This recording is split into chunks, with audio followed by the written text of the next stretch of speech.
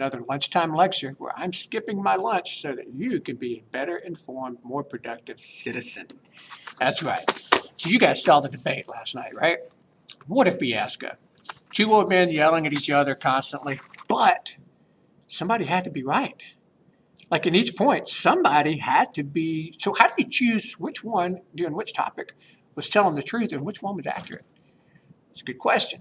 Do you know what a president can actually do? Because there was a lot of big, bold promises swung around out there. Today, what I want to do is hit Article 2 of the Constitution. What can a president actually do? Now, this is a very short article of the Constitution.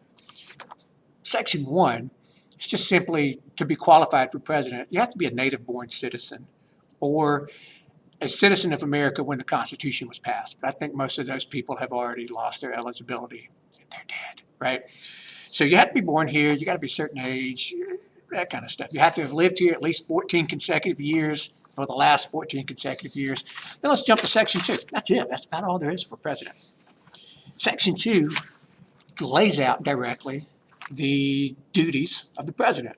He's commander-in-chief of the Army and Navy and of the militias of the several states when activated, when they're acting in a national interest.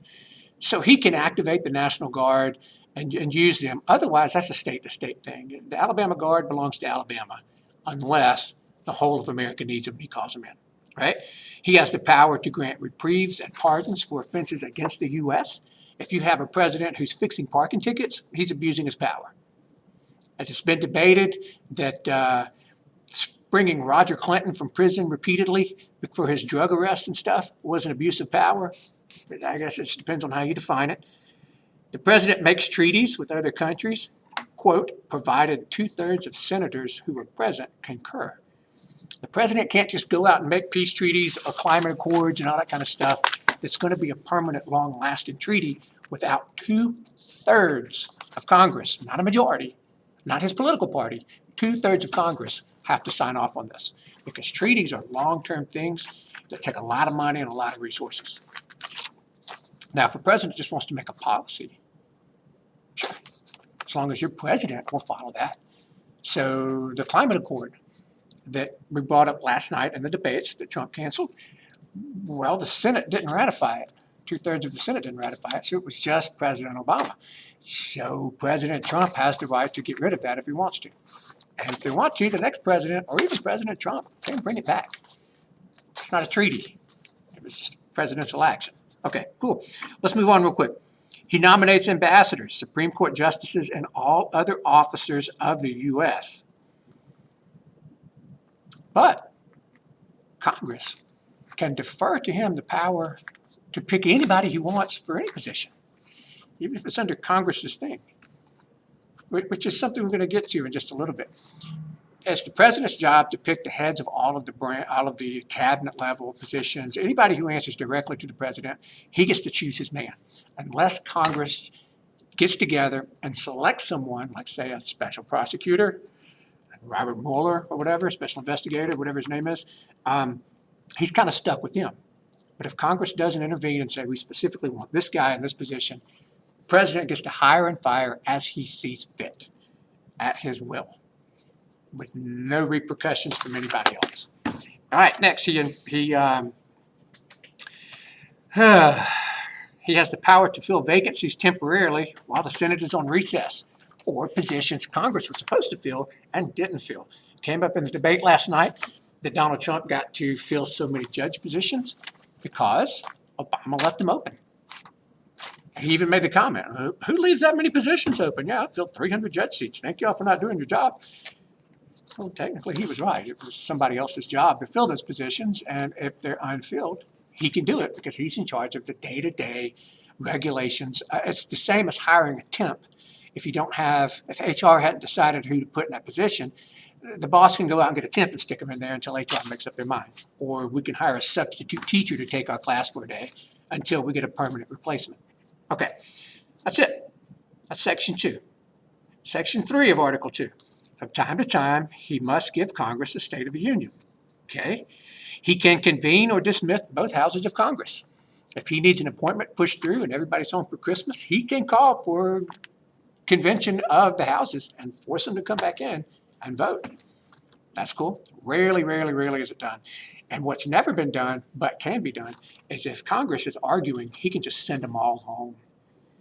Like a bunch of spoiled children your child is dealing with, send them to their room. Unfortunately, a president's never done that before. But man, wouldn't it be fun to see? I'd love to see that one.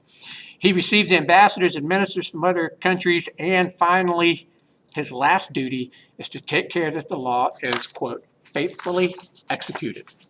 Now here's where it gets tricky. What does faithfully executed mean? Can the president choose to not enforce laws put out by Congress? Can the president make up his own laws? No, he can't. Not according to the Constitution anyway. So if you have a president who's refusing to enforce laws on, say, immigration, well, that's dereliction of duty and they can be impeached according to the Constitution. What if there is no law? What if there's a gap? Well, then the president makes his call. He takes a shot at it. If Congress has not made a law or has not passed a specific tax or a specific regulation, then that falls upon the president and his regulatory duties of the day-to-day workings of America. The president gets to decide until Congress makes up their mind and nails it down permanently. See what I'm saying here? So let's say taxes. Can the president raise your taxes? No. But what he can do is Congress leaves lots of loopholes out there that were left blank, and they're not addressing certain things. He can fill in those holes and make those people pay. So it looks like he's raising taxes, but officially he's just filling in the loopholes. Joe Biden said he was going to raise taxes by like $4 trillion or something by filling in loopholes that already exist. He cannot write the tax law, but he can enforce new areas that were left uncovered by the tax laws. Or he can refuse to collect on those certain areas and say, look, I didn't collect, so I lowered taxes. Not really. It was a blank area. You just didn't collect as much as you wanted to. All right. Can a president take over your business and tell you what you're going to do? No. That stood up in the Supreme Court. Back when Hugo Black was Chief Justice of the Supreme Court, we had Youngstown Sheet and Tube was a steel mill working with sheet metal. It was the Korean War, and a lot of steel mill workers were going to go on strike. Well, we couldn't afford a steel strike during the Korean War. That was kind of a big dog deal, right? The world was not safe for democracy at the time. I'm not trying to be funny. So the president ordered these steel mills taken over to keep the people from striking and keep them in production. Well, Youngstown Sheet and Tube sued, and the Supreme Court sided in favor of the steel mill. They said the president's power to see that laws are faithfully executed refutes the idea that he is to be a lawmaker. He can't just make up stuff and force people to do what he wants. Which brings us to masks, to all kinds of fun things right now, right?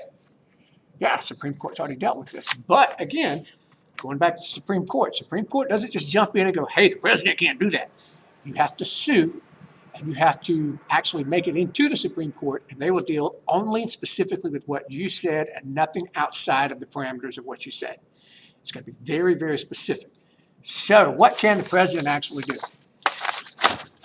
Let's throw in one more loophole. Article 1 of Congress, where we establish our Congress, Section 8 says that Congress can give the power, it gives the power to tax to Congress, but they can defer it to the president. As head of the Treasury, the president can close loopholes.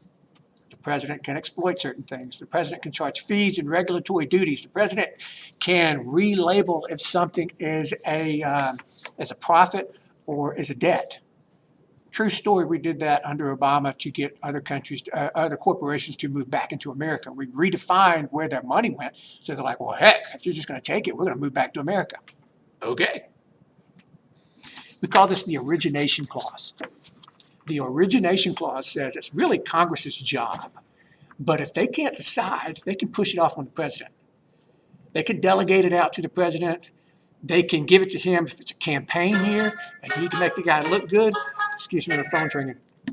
We can just pass it off and let the president promote himself that way, right? Origination clause. So what can a president do? Anything Congress won't do, basically. Each president gets to do a little more than the president before them, under the concept of precedent. If the last guy could do it, so can I, because that's only fair. If the Democrat can do it, so can the Republican, or vice versa.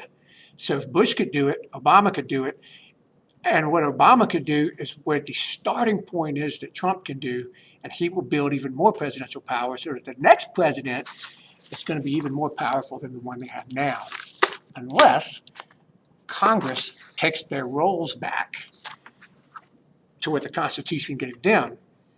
But I'll be honest, I don't see that happening. Anyway, I hope that kind of clears up some of the debate a little bit of what can the president actually do.